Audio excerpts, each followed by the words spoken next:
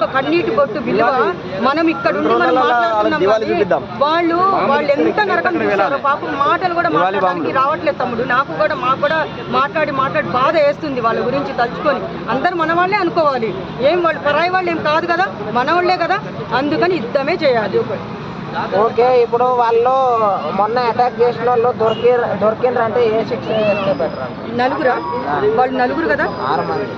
First 4 వచ్చారు, తర్వాత 2 వచ్చారని చెప్పారు. కానీ మెయిన్ చంపింది మాత్రం ఆ 4 మెయిన్ తీసుకుంది. ఇప్పుడు వాళ్ళకి ఏ శిక్ష వేస్తే బెటర్?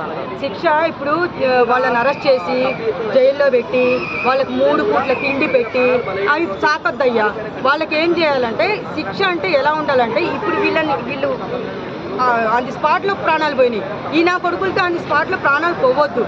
2 చేతులు నరికేయాలి. ఫస్ట్ శాంపిల్ చూపించమని చెప్తున్నా నేను. ప్రతి ఒక్క వీడియోలో చెప్పాను. ఆ బాధ అదేందో ఏమంటారు దాన్ని, వాళ్ళు పడిన బాధ వీళ్ళు పడాలి. కానీ 2 చేతులు ఫస్ట్ శాంపిల్గా నరికేయాలి. వాళ్ళ 4కి ఆన్ ది స్పాట్లో చంపొద్దు అంటున్నాను నేను.